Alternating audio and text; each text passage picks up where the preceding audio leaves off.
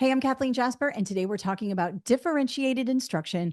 We had a video that went viral, and for me, viral is about 200,000 views. And I want to extend that video because there were a lot of questions and some interesting comments on there. So I thought I'd do a longer video here on YouTube. Let's get started.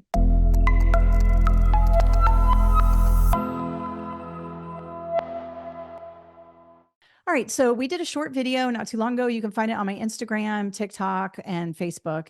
It is a reel, and it talked about differentiated instruction. And I quickly went through a few ways that you could differentiate instruction, and it got a lot of views. For me, viral is anything over 100,000 views because I do education content, and so it's not like we're setting the internet on fire. So when I see a video get that much traction, I definitely want to extend it and help you guys understand it even more. So today I'm talking about differentiated instruction and 3 ways you can do it. And I'm also going to show you how you can use ChatGPT to help you differentiate as well and get some ideas for some tiered activities. All right, so there are 3 ways you can differentiate instruction. I'm going to talk about all 3. The first one is through small group, where you pull a small group of students while the rest of the class does an anchor activity. All right, so this is what I used to do. I would develop a robust individual activity. This is where students are going to work on their own. So I liked to make it a little artistic, a little creative, because that would keep students busy. If it's too boring, where like they just have to read something and answer comprehension questions, they tend to get off task. I also made sure the anchor activity that the whole class is going to be doing is individualized, because I've tried it with group work before. And if I'm not up walking around each group and kind of poking my head in and being nosy, they get off task. So I make it individual work that they complete on their own. It usually has something to do with the upcoming chapter or the upcoming unit. And it might be like create a brochure, create a digital asset, something like that, to keep the students busy and kind of having fun also, so they stay on task, right? Then what I do is I pull the small group of students I need to pull to maybe reinforce a concept. So let's just say I gave a quiz or a test and I had 5 to 10 students not do really well on this portion of the exam. Perhaps I thought I went over it a bunch of times. I've done that before where I'm like, you guys, we went over this like 100 times. What is going on? Right. But clearly, I didn't convey the topic, the standard, the objective, the skills, whatever it is, clearly enough for them to get it. So I pull those group of students. Now I only do it at 5 at a time because small group needs to be 5 or fewer students. So if it were 10 kids, then I would pull 5 and then send them back to the anchor activity and pull 5 more. So basically the kids are all doing their anchor activity, which I have explicitly taught them, like with steps on the board. If you're going to set the kids free to do their own activity, there needs to be a reference on the board of steps, because they're going to go, wait, what do I do? Miss, what do I do? What do I do? Try to mitigate that by having a step-by-step process on the board and making sure they understand before you start this whole thing, what's going on, right? Then as they start the activity, I go over, I say, hey, Jose, come with me. Hey, Susie, come with me. Hey, Jocelyn, come with me. Very quietly, just grab those 5 kids, go to the back of the room and say, I know you all missed this part of the test. What about this do you not understand, so I can zero in on that? And a student might say, well, because it's small group, they might feel comfortable. I didn't really understand how this happens or that happens. And I say, okay. And so I maybe open the textbook and show them a diagram. I go through it and just reinforce that concept. And usually that's enough, right? That's enough for them to get it. Now, if they're still confused, I might have to extend this out a little bit more. But for the most part, that little small group intervention where you come in and you just fix up that strategy is usually all you need. Now, once we have them fixed up, send them back. And maybe I have another group I need to work with. Maybe they also missed the same numbers, or maybe they missed a different standard or a different objective that we need to make sure they understand in order to move on. So I pull them. But then what I would also like to do to make it so that these are not the kids getting singled out, I pulled everybody in the class. I went 5 by 5 and pulled a bunch of kids. So maybe now that you're done with the kids who struggled, maybe now you are grabbing 5 kids who are at the proficient level on that exam. And so you pull them and you bring them in the small group and you say, hey, did a really good job on your test. You met the benchmark. What can I do to help challenge you a little bit more? Or are there any areas that you need me to explain a little bit more? Just some sort of questions to kind of get to know them, meet their needs, understand what's going on with them, and differentiate for them as well. They're on level, yeah, but they need support too. So ask them and they will tell you. And I pull the highly proficient kids and I say, hey, you scored really high on this test. That's awesome. What can I do to challenge you? What are some things you want to do that might be high level that I can implement in the classroom so that you can be challenged a little bit more in this area? And they will tell you. And that's a really helpful way to differentiate. Then you send everybody back and they're all continuing to work on their anchor activity. And you just differentiated instruction for 3 different groups of students who need your support, who need your, encouragement to go even higher, and who need your extensions and your challenges to push them to the next level. Now, the next one is questioning. This is a really easy way to differentiate instruction. And this is just changing up your questioning strategy when you are doing direct instruction. No need for small group or anything fancy. You're in the front of the room. You're talking about, let's just say you're talking about a science concept or maybe a social studies concept, right? And you start asking questions, and students know to raise their hand because that's a procedure you have practiced in your classroom for classroom management. And students start to raise their hand and they answer a question, right? But it tends to be a low level question. It's like an identify question. So I'll give you an example. It might be like, what are the 4 nitrogen bases of the DNA molecule? And they rattle them off. That's an identify question. It sounds complicated, but it's actually just a low level identify question. And then I might bump it. I say, okay, great. Do they hook up at all? How do they hook up? How becomes a more open-ended question. And somebody might raise their hand and they say, well, A's go with T's and G's go with C's. That's how I used to do it in my class. Adenine goes with thymine and cytosine goes with guanine. And I say, okay, great. Say more about that. So that student just answered a how question correctly. So she or he or they might be, understanding what's going on a little bit more than maybe the other students. And so instead of, moving on, challenge that student and say, all right, say more about that. Say more about that is a good way to bump up the rigor and challenge this student and extend what the student is thinking, right? And it is open-ended. Now, here's another thing. If you say more about that, you need to pause and give some wait time.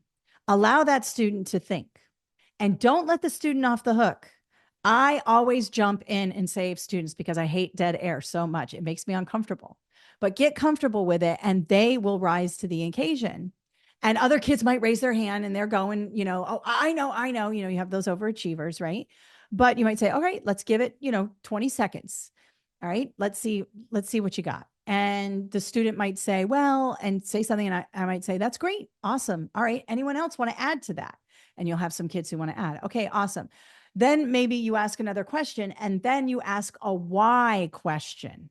So you went from identify, where some of your students who have maybe they're struggling a little bit on it, or they have, lower comprehension in this concept. They can answer those. And then you might challenge them a little bit, like bump the level. Don't go crazy and bump it so high, but bump it a little bit. And then you might have the highly proficient kids where you really bump the rigor and allow them to kind of explain to the class how they got to that. That is a way to differentiate through questioning. And if you do that when your principal walks in the room, you're going to get a really good evaluation. So trust me on that. Use that strategy all the time. It's good for students. It's good for you as a teacher to learn to wait for the answer and not jump in and say them. And it's great for your principal to see you doing as a direct instruction activity. And the last one is tiered activities. You'll see this a lot on your teacher certification exams. They often talk about tiered activities for students who struggle, students who are on level, and students who are highly proficient. So basically all you do is you take one activity and you tier it. You have different levels of complexity. And the art of it is to help your students not see that they have received any one of the tiers, right?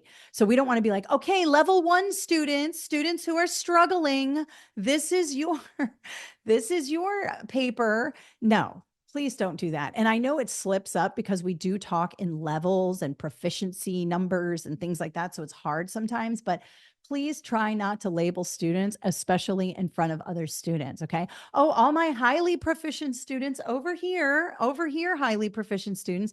And the reason why this is bad is because you're, your struggling students, they are brilliant in other areas. They just might be struggling in this one concept, right? I had a lot of students who were on IEPs who had learning disabilities. They left high school and started their own companies, and now they make more money than I do. So, just because they struggle in any one area in academia, which is totally standardized and is only built for certain students, does not mean that they cannot think critically and that they cannot, solve complex problems, because they can. It's your job to figure out those nuances and challenge them.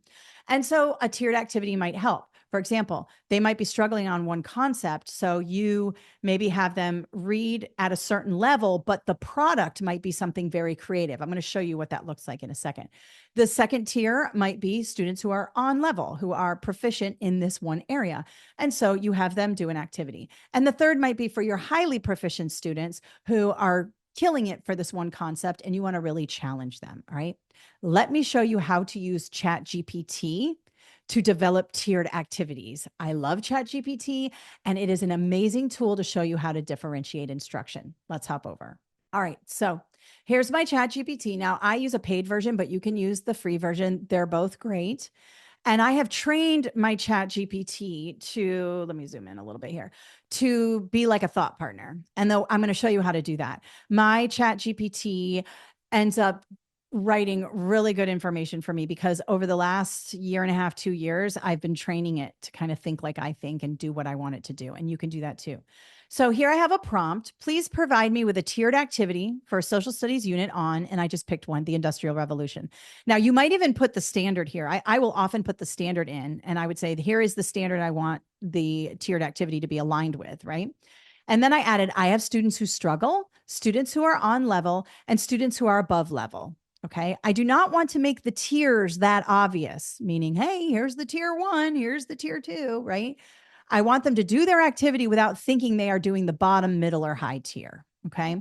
And then I give it the resources we have for this are the textbook and the chapters on the Industrial Revolution, a primary source document from several factory workers. So maybe it's a letter or some sort of interview. And an internet and the internet for videos and pictures. So that's what I have in my classroom. You don't want ChatGPT thinking you have unlimited resources. These are like the 3 things I have, and I need to tier an activity based on this, right? And I always say thank you. Notice I say please, and I say thank you. I just feel like it gives me good information when I do that. Now, my chatbot always gives me an objective because I've trained it to do that with my lesson plans. So I have the objective here. Students will analyze the impact of the Industrial Revolution on society, economy, and working conditions by utilizing primary and secondary sources. This goes on my board. This is my learning target. This is what I say to students. All right, everyone, this is our learning target today. We are going to be able to analyze the impact of the Industrial Revolution on society, economy, and the working conditions by the time we are done with this lesson. Does everybody understand? And you might discuss it for a second, all right? And then it gives you a little overview. And basically what we're going to do, and I love this, it creates a museum exhibit. So each group is going to create a museum exhibit. This is a cooperative learning activity. Okay. Now, you could do this as individual work as well.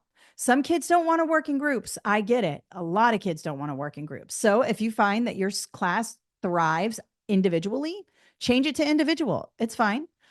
So here we have support. Here's the supportive level, struggling students. So we're going to do, the focus is going to be on factory workers' lives and challenges during the Industrial Revolution. We're going to either create a poster. I might change this to a digital asset because a lot of kids like to work on the computer, and there a lot of them, if this is high school or middle school, they're already in digital design courses. So we might want to merge that. It's up to you.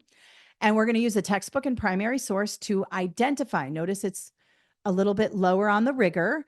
It's still meeting the objective and the standard, but we're going to identify key challenges by factory workers, right? We're going to include 3 to 4 bullet points. So this is the product I want. This goes in the rubric. And we're going to add 1 quote from the primary source, and we're going to find or draw a picture of a factory worker to visually represent their experience. You might change this up to working conditions. You might have them, do a different product, a digital design product, whatever. And then here's the guiding question if I want to scaffold. What were the main problems workers faced? How did workers describe their environment? All right. Now, level 2, similar. We have students will create a digital or physical exhibit titled Technology That Changed the World. They're going to kind of go after some of these specific items, right, of the Industrial Revolution: steam engine, spinning jenny, power loom. And they're going to write a short paragraph. I might even have them do a digital asset as well. So we all have some sort of digital assets, 2 to 3 images, maybe digital assets, and draw connections, right? Steam engine was a precursor to modern engines, show how it kind of points to the modern world, right? And support for this group might be we provide a template, because this is a little bit tough. Short paragraph, 5 to 6 sentences, and then 2 to 3 images. And then we have our highly proficient students. We're going to focus on broader impacts. And we're going to have students will design an interactive exhibit. So they might do like something kids have to click on and things like that. And we're going to figure out how the Industrial Revolution affected urbanization. Notice the verb is analyze, how it affected urbanization, class structure, economic growth. So a little more complex there. They might create a trifold or a slideshow. If they've got their Chromebooks, you can easily do a digital asset. And this is what they're going to do. All right. And they might have a short quiz. They develop a short online quiz kids have to take. It's interactive. When students create their own questions, it's a high level thing. And so you might have students do that for all of these. Hey, each group is going to have a little mini quiz, 3 questions. Having students create their own questions bumps the rigor, because if you can create questions about a topic, you know a lot about a topic. And then, of course, you can challenge them. You can compare the Industrial Revolution to the modern digital age. And then we have assessment and reflection here. Gives me that. Now it says use a rubric, blah, blah, blah. And I say, okay, cool, thanks. Can you provide me with a rubric? And it says, sure. And it gives me a rubric for this very detailed tiered activity. And this is why I love ChatGPT. Now, you could say, hey, I really like this, but can you make the tier 1 a little different, where they have to do a digital product instead of an actual poster? I'd like them to use their Chromebooks. Sure. And it'll spit it out for you. Constantly asking, hey, I really like this, but can you make this a little more like that? That's what trains the bot. All right. And then what I did was I liked this the way it was. I'm going to use it. I hit a thumbs up. Just like Spotify, just like Pandora, when you hit thumbs up here, you tell the AI you like this. And when it creates more things like this, you want it to do these things. All right. So don't be surprised that the next time, if you hit a thumbs up for this one, the next time you ask for a lesson plan, it's probably going to automatically give you a rubric, because you asked for it and then you gave it a thumbs up. This is why I love ChatGPT. All right. I hope that video helps you differentiate instruction and use some digital tools to do so. Let me show you where to get more resources on our website if you are looking for more help as a new teacher. All right, just go to KathleenJasper.com, and under online courses, I have Teach a Survival course for new educators. This is an online course that goes through classroom management, effective instructional planning, delivering exceptional lessons, and even downloads for you to use as you go through the course. This is actually a product of the book I wrote called Teach a Survival Guide for New Educators. And that you can get on Amazon. You can see we have a ton of 5-star reviews. Teachers really love this book. If you have Kindle Unlimited, you can just download it there, or you can get it in paperback or on Kindle for $14.99. It is awesome. And the one thing I love is that people are pairing my book with The First Days of School. This book, The First Days of School, is one that I read when I was a brand new teacher. And it's such an honor to have my book next to this book. I am so excited about that. But anyways, we have tons of 5-star reviews. Even veteran teachers have reviewed this book and given me 5 stars, which means a whole lot to me, because I know that veteran teachers are very picky with what they use in their classrooms. So I highly recommend this book, and paired with this online course, it's all you need, especially as a new teacher. Check that out. And then, of course, I have free webinars. I do webinars almost every weekend. We have some webinars coming up here, so definitely check out the webinars page as well. All right, so that's it for differentiated instruction. Thank you so much for watching this video. Please consider subscribing to my YouTube channel and giving this video a thumbs up. And if you have any questions, throw them in the comments below, and we would be happy to help. Thank you so much, and have a great day.